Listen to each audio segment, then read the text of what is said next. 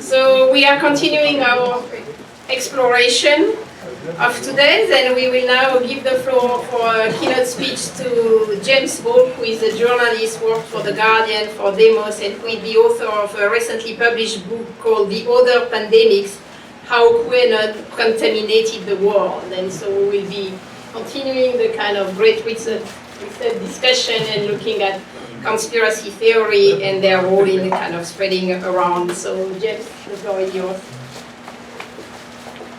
Thank you very much. It's a pleasure to be here. I promise you I'm not so millennial that I'm texting. It's just I keep my notes on my phone. It's always completely daunting to speak at anything like this as a journalist because you're full of our least favourite thing, which is a room full of people that know more than us. So I'm taking the view that I'm here largely to hopefully try and keep everyone awake after lunch, and if you learn anything, that is a considerable bonus for all of us. But you know what brought me to illiberalism, or what got me invited, is that I spent 3 years writing a book on QAnon, and it's one of those things where I think it's important to set out at the outset that QAnon is extremely stupid. It's completely idiotic, and it is important that it's stupid, and that we face that quite full on. It was immensely specific, which none of the best conspiracies are. It was very much focused on one individual. It was very much disprovable. It had a very fixed time frame, and yet we're still living with it. It sort of became, as one UK academic called it, and I very happily stole it, the conspiracy theory that ate all the other conspiracy theories. It's been connected to shootings in Portsmouth in the UK. It's been very much absorbed by parts of Viktor Orban's movement. It was connected to the sort of attempted violent uprising in Germany. And it's transcended political bonds. You know, it's been fascinating for me hearing this morning everyone kind of go, you know, populism or liberalism isn't just a right-wing phenomenon. You know, QAnon very much isn't now. There are, you know, I am always fascinated by the veganism or the wellness or the alternative medicine to QAnon pipeline, which is real and which is quite active. The now living in exile sort of quote-unquote leader of QAnon in Germany was a vegan chef influencer who ended up doing a sort of violent attempted storming of the Bundestag, as I recall it. So this shouldn't work. This was a conspiracy theory that said that Donald Trump was going to get Hillary Clinton arrested within about a week. The original Q was sort of largely understood to be joking. It was coming at a time on 4chan when there was a fashion to role play as an insider in a particular agency, and the reason we've got to QAnon was that all the good agencies were taken and Q clearance exists in the Department of Energy. Credit to the original Q, brilliant writer, really, really good at keeping you on the hook. The sort of Socratean, Aristotelian sort of ask you a series of questions, give you ways you could confirm it.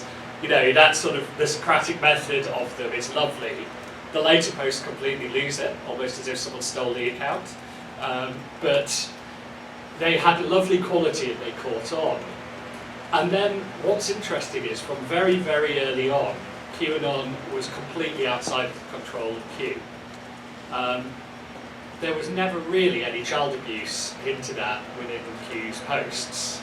But very, very quickly, QAnon merged with Pizzagate, which was the sort of, again, a very deliberate 4chan ploy, because the Clinton emails in 2016, the Podesta emails that were published by WikiLeaks, were so boring that to try and make them interesting, someone decided, why don't we see if we can convince Twitter that they're in code?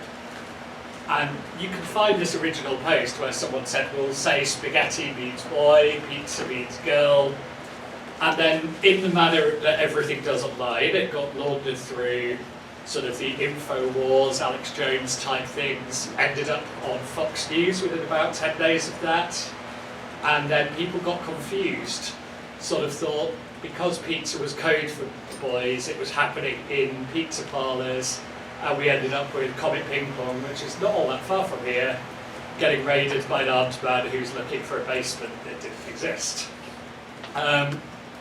And this evolution, this lack of control, is what's made QAnon global and what made QAnon interesting. Almost anyone who has Q-adjacent beliefs has never been on 4chan or 8chan. They've seen it on influencers elsewhere. They may not have heard the term Q. And this is where I run a difficulty of becoming sort of too broad or too tricky, but there's a lot of influencers who know their Q, let's stay with that. A lot of these people are pretty cynical. They know they're lifting content that works. They move from one conspiracy to another to find which one is there. And there's always good numbers in explaining why actually this was part of this all along. QAnon very merrily ate up the Great Reset and pulled them in. I did actually, on the topic of the Great Reset, interview the communications director of the World Economic Forum for the book. And he was extremely entertaining and quite visibly bit his tongue when I asked if he wished the book had had a different title, which was why I felt the need to ask that one this morning. But he says it's quite strange when you know your organisation is basically a think tank in a town, to hear quite how much control you apparently have over the future of the world. The pandemic kind of galvanised QAnon in quite interesting ways, in that it gave everyone a lot more free time and a lot more sense that government and world governments had huge power. Most governments responded in very similar ways to a pandemic. Some of us might say because a virus behaves in the same way in one population as it does in another, by and large, and so your policy responses are pretty limited. But to others, it looked like a coordinated test, it looked sequenced, you could tie it to all sorts of other things. And so what might have been a faint itch became a real sort of thing for people to look at. It also caused the problem that people had far too much time on their hands. If you were on furlough, or even if you were just working from home, you didn't have the social life you used to have, you had far fewer obligations, you had a lot more time in front of the laptop. That kind of radicalisation enabled by time became all the worse actually when platforms reacted too late against QAnon. When January the 6th occurred, you finally saw Facebook, Twitter, a couple of other social networks actually finally ban accounts they probably should have banned years before. That was probably the right step at that point, but there's good signs that it had really quite drastic effects on people who were already half in, half out on the movement. I actually asked a former student of mine to help as researcher for the book because I knew he wasn't working during COVID. And after about 6 weeks where he'd been doing really good desk research, he'd at one point watched an 8-hour, there was a 12-hour QAnon documentary to watch and an 8-hour QAnon documentary to watch.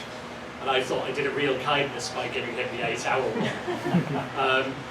I also realised as I came to publishing the book that on the day I spent 12 hours watching and annotating QAnon documentaries, I woke up, sat at a computer, watched QAnon for 12 hours, had some food, and went to bed without any contact with any other human being, which is a really, really good way to radicalise yourself and a really terrible way to research conspiracy.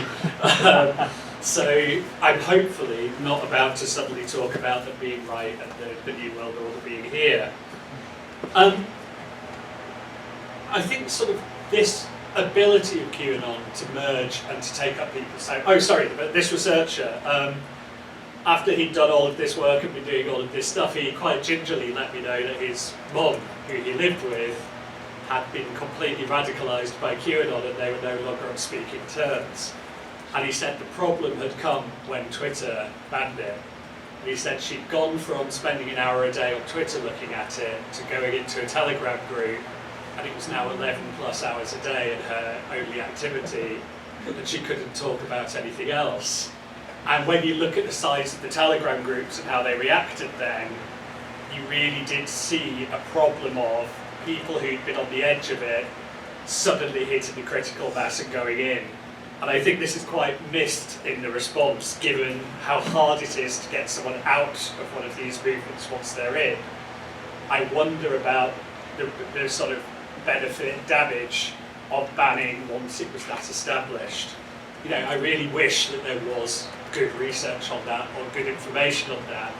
And actually one of the calls in the book that I think is hopefully quite resonant to this room is, I think the links of what actually pulls people into conspiratorial thinking and what sort of gets them from being open to it to into it is not actually very well understood. And I think not nearly enough funding goes that way. Because the issue is, you give these talks in public and everyone says, what can you do? How do we fix it? And they want to hear, if you have, put a fact check box at the top of Google or do this, and it's often, well, fundamentally restructure the economy, change the entire information ecosystem, and you know, maybe do a few other things. The one thing I can say that might actually happen is, I don't know. Can we do some research on this, because most of it's quite weak and quite thin, and there's not much money going into it. But I think sort of what strikes me that's relevant for here is that sense of QAnon wasn't new. There wasn't a single new idea in it. A lot of the core of it is blood libel. A lot of it is child sexual abuse with satanic motifs, which, you know, you could say originated in the 70s and the 80s with satanic panic, but it evolved in all sorts of other ways. The Great Replacement got pulled in via the Great Reset. I always find the Great Replacement sort of dumb as well as racist and insulting. It's this sort of, oh, people want to pull in a much more compliant population. It's like, have you looked at the history of the world, guys? There are no compliant populations. Like, what the hell do you think is going on here? But what's sort of been enabled is this agglomeration, is people who will happily explain why what had previously been two completely separate conspiracy theories naturally fit together and work together. And once you've got people open to that logic, you've got things that will morph very easily and be very usable by people. You know, it went from Clinton is a crook to Clinton is a paedophile to Clinton is part of a global network of paedophiles to this global network of paedophiles is trying to make you stay home to test your compliance, you know, and then and now they're injecting your children. These things that used to be independent narratives got glued together very successfully. And let me stress, none of this was done by trying to make the story plausible. You kick this, shake it in the tiniest of ways and all of it falls apart. But once you're in the narrative, you can dismiss any fact check, you can dismiss anything from it. You know, the issue with a conspiracy that works in the way that QAnon does is it asks you to do your own research. And that means you won't pick the bits that you at the beginning find completely implausible. But if you think, you know what, elite child abuse, Epstein, he died in prison, Elaine never said anything despite it being in her interest, there's all these photos of her with the Clintons. Is there something up here? You start in a very reasonable place. You are not stupid if you wonder about that. And if you sort of take yourself down that path and eventually get quite radical and conspiratorial on that, you will hit a point where you need the judicial system, the FBI, the CIA, and the government to be in on it. You need a conspiracy of at least 10,000 quite elite people. And once they'll do that, why aren't they replacing birds with spy drones? Why aren't they also trying to drug you to ease their work? Why aren't they doing the other stuff? Once you've lost that connection to trust, once you think these systems are there, you are so susceptible to the rest of it. And the internet has really monetized and incentivized and fueled influencers who get rich by making just those connections and seeing which ones stick. And so, you know, this is why I kind of use the analogy of the other pandemic. QAnon mutated even faster than viruses can. And it will continue to, and you cannot try and play whack-a-mole, you can't just sort of keep going. You have to do that. And the other sort of last thought from me, essentially as a layperson, is, I'm going to use the populism word again, sorry, but I think I do mean that more specifically than the broader illiberal thing. Populism and conspiracism are innately connected. One doesn't work without the other. You have to have that sense of there is a bad other, but they have to be defeatable. And this is part of why I delight in conspiracy theories. People have to come up with all sorts of reasons why there's lots of clues in logos, or if you do an anagram it's there, or they'll just say it out in the open on the stage at Davos, and they invent rules in the club or things like that. And it always reminds me of my favourite election conspiracy, which is, I think, quite UK specific, and it's #use pens. And in the UK you have a little pencil in the voting booth to make your cross.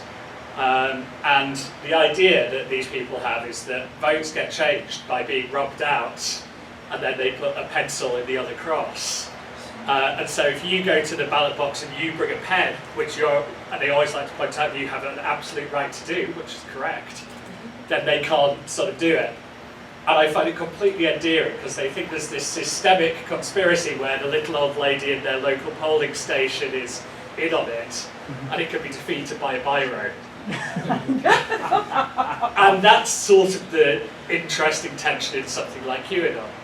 You think there's a network of satanic child murdering paedophiles running the world, and you react to it by posting on the internet.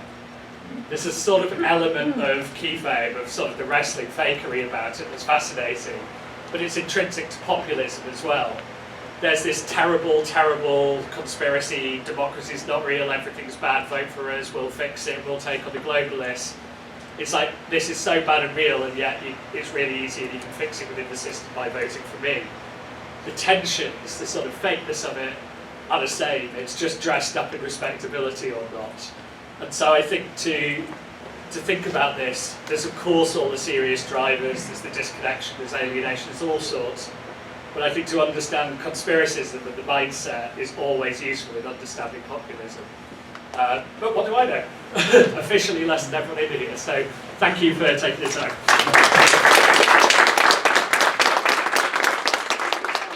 Let's take some questions. Do we have the mic? I'll just talk. Can you hear me? I can, yes. Or do I need to talk to the mic for recording purposes? The mic would be better, Yeah, because I think there's one coming down. It's coming to you. I do like leaning on the lectern, it's really comfortable. Yeah. So many questions. I teach a class in conspiracy theories to undergraduates, and there's kind of different, depending on the discipline, there's different ideas as to why conspiracy theories exist and why they've basically always had them with us. There's the kind of the Richard Hofstadter paranoid style kind of way of conceptualizing them. Political scientists have kind of developed this multi-step kind of this happens and that's. But one of the ideas is this notion that kind of conspiracy theories it's almost like being a Democrat or being a Republican, or you believe in conspiracy theories. And so if you take that kind of model of kind of people getting into conspiracy theories, people who are prone to believing in conspiracy theories, they have so many different conspiracy theories to choose from, especially now with social media. And so you have the lizard people, you have the Illuminati, you have Stop the Steal. It's an endless supply. So my question for you, as someone who's actually kind of been on the ground and met and talked to these people, and obviously spent a lot of time thinking about it, is why QAnon? How did QAnon kind of win the competition between conspiracy theories? I mean, I think you said a couple things that maybe point to an answer, but I wonder if you could elaborate on it a little bit more. Yeah, I should stress, by the way, my absolute favourite conspiracy theory is that the Dark Ages or the Middle Ages didn't exist, and someone just decided to repeat 400 years of history for various reasons. It's honestly wild. It's the long Middle Age is great. But I think where QAnon sort of hit an innovation was, I think of it like Scientology. Scientology pulls people in very, very cleverly through a brilliantly engineered system, in that you essentially feed them everything about your personality. You take this personality test, it's sort of like therapy, self-help. I've done the test, it feels a lot like an online personality quiz type thing. and then they offer you a free counselling session on it. And so you essentially tell them all of the things they need to tell you to sort of hook you in, to make you intrigued, to sort of get you there. And that was a very well-designed, deliberately engineered process. And I think QAnon essentially, through digital evolution, just through iteration, hit on almost exactly that process with do your own research. And, there's an old sort of saying among con artists, trust me, I'm a liar. And it's a brilliant way to go, you absolutely shouldn't trust me. You should trust me even less for telling you this. But, it works, it makes you trust them. And going, don't believe me, you can do your own research. If you ever watch a David Icke interview, which I recommend you don't, they're really dull, he'll make these extravagant claims and then say it's all evidenced on my website. He'll say there's footnotes to everything. And if you look at this stuff, there are footnotes and they're all circular, and chasing them drives you insane. And you start looking like the gif of the guy in the basement with all the string, trying to chase down footnotes from conspiracy theories, does that. But it feels plausible, it feels credible, and you pick your own radicalisation, you pick the thing that's most likely to land with you, but also it gives you the agency. You're not following what someone's telling you to do, you're doing your own research. They're saying, don't believe me, search this term and see what you find. Now, of course, if you search a term, they know what's going to come up on that. It will only lead you one way, confirmation bias, all of that. But I think it's that mixture of being very empowering, but also feeling very independent, and whichever bit of it seems most likely, whether it's chemtrails, whether it's by pulling in so much, instead of going, well, who could believe all of this, it gets you down into the radical core of it yourself, and then you're just open to pick and choose from the rest. The lack of leader is really important. I think it was great to hear you. My favorite conspiracy theory is that birds are not real. Okay? It's they're like robots and machines. But I have a provocation for you, like the same way you did to me. So, you're talking here about the unhealthy consequences of conspiracy theories. But isn't what it at the basis of conspiracism, which is the suspicion of power, isn't that healthy? I think essentially, weirdly, this is like a question. When I used to be a journalism lecturer and I taught investigative reporting, I would say skepticism is healthy. A company says, we've never dropped toxic waste in any ocean. You go, but have you? That's healthy. That's going to make you ring, hey, look, every single one of their environmental heads has quit after less than a year. I've got to ring them up. That gets you reporting. That makes you try and hold them to account. Skepticism is empowering.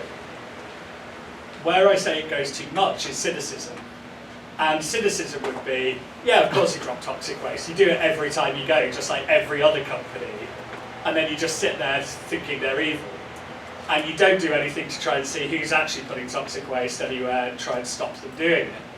And I think conspiracies are innately cynical. I think skepticism in society is vital. It's the only thing that sustains democracies. But when it crosses to cynicism, it becomes unhealthy. I've never quite liked the why is this lying to me approach of journalism. I think that's why I think it's a challenge to it. But maybe it's a byproduct. If you're going to have skepticism in society, for X% it's going to tip over into conspiracy, who knows? It's just coming behind you. Thanks for the great talk. So I have kind of fundamental question for you. It was a decade ago, almost, I think, when I was starting my PhD, and I heard, someone was studying conspiracy theory, and everybody saying it was a joke or something. Why did you study this shit or something? I mean, conspiracy theory, everyone knows it, at least has thought about it, and everyone knew, it was about kind of skepticism about the leadership, political establishment, power, etc. but nobody took it really seriously. But all of a sudden, people started to see, many people, more and more people seriously believing it. And even before pandemic, everyone knew number of people seriously believing in conspiracy theory is growing and growing, right? So as a journalist who kind of studied this topic quite a bit, what is kind of aha moment for the growth of believers in conspiracy theory? Is that kind of easier access to the content due to the development of internet or social media? Is it kind of a materialist background, like increasing inequality, or I don't know, the growing number of depressed white working class people, whatever. So what kind of the most important basis for this growth do you think? Thanks. So, well, off the back of this morning, I think we can lean into the conventional wisdom that bad economic times do not help, and growing inequality does not help. And I do think specifically the fact that in the UK real wages are still below the financial crash, and you still see skyscrapers going up, you see all of that, alienation matters. But I think in a similar way that historians got very cocky in the 90s and we had the end of history, I think people looking at information got very, very cocky at what was a very good 30 or 40 years from the 60s, where we had high trust, high information environments in a way that didn't match what went before or after. I'm trying to remember the author of the book, but there's a great theory book, Conspiracy in the American Mind, that essentially says through most of US history, more people believed in a conspiracy than didn't, and that's about true now. And not only in America, although it's higher here than most European countries, as far as you can tell from not very comparable data. But I think we had a very good period of exception and thought that would be the norm. You look before mass media and conspiracy was just information. That was how things flew, the story. I don't need to give the examples. I think the internet's been a factor, but I think this is everything old is new again, more than it is. The internet makes it possible. I think the internet accelerates conspiracies and makes it a lot easier for them to combine and to evolve. And my best analogy for this is you live in a village and every Friday 100 of you go to the pub. One of the 100 of you believes that aliens visit every week. If you keep going on about that, someone's got to throw their drink on you and you're going to get barred. So even if you believe it, you eventually have to shut up about it and get on with your life. Suddenly, that 100-person village is connected to a million other 100-person villages, and you've got a community of a million of you. And it can become your life now. You've got your network, you've got people reinforcing. We know group dynamics tend to radicalize their members if they tend to agree. And the internet's done that. And that connection's been incredibly useful in all sorts of ways elsewhere in society. I think online dating probably creates better average matches than the old system. I don't know, but I suspect it. But everything's double-edged, and I think that probably is a factor. But I think we thought high trust, high quality information was going to last a lot longer than it did. I think this is a regression to the mean. And there was one last question in the back, there, in green. Yeah.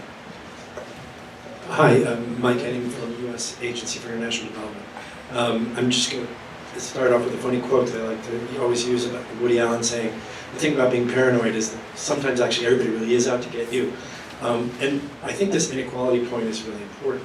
And being conspiratorial, believing conspiracy theories, is also questioning authority, seeking truth, potentially, right? That's the basic level. And there are a lot of conspiracies ongoing all the time in Western societies, which would tend to make one skeptical. This morning started off with an excellent talk by Clara Mattei about how economists invented austerity and paved the way for fascism, right? I mean, central bankers are actively conspiring to keep citizens away from monetary and fiscal policy decisions. Capitalist business elites are actively conspiring on a daily basis to control political space and all that. So my question then is, the source of some conspiratorial thinking is actually a positive, good energy that needs to be questioned and of course, yes, explained and dug through. So you don't necessarily want to, let's say, kill all of that impetus and take in balance. And I loved your last point about the people at the bar. I have a very interesting relation with conspiracy theories. I think part of why I ended up studying them is that I'm in some of them. I used to work for Julian Assange and live with him, in fact, and fell out very badly with him, etc. And so if you look at about half the internet, I'm a CIA agent, MI6, I betrayed him for all, you know, full of Judas territory, actually. I've been called worse. But then at The Guardian, I was involved with the Snowden documents. And so I'm a Russian asset, I hate America, etc. The FBI have been asking former WikiLeaks associates and others questions about me since about 2011. There was a reasonable amount of pressure to have me act as a voluntary witness in the Assange case, which included a message being relayed from, and I quote, the 3-letter agencies to my lawyer, saying that the US government was very aware that James Ball was a fake name. And while they're sure your client has reasons to be using it, they should know that we're onto him. It's not. I actually went and got my birth certificate to just check there wasn't some weird situation. But sometimes showing your birth certificate doesn't. Well, weirdly, it turns out I was born in Kenya. But this is part of why I find them interesting. There are real conspiracies out there. You know, things happen, not just historically, but now. And I do think part of why I personally dislike conspiracy theories and dislike it as a frame of thinking is it makes getting people to care about the real conspiracies so much harder because they're never as glamorous. They're just never quite as impressive. And again, you know, taking down real conspiracies, I think, helps the world. Getting stuck in conspiracy theories actually helps the people at the top, which could lead to a great conspiracy theory that QAnon was started by the CIA or something. But please don't credit that one to me. Good on that, James. Thank you so much.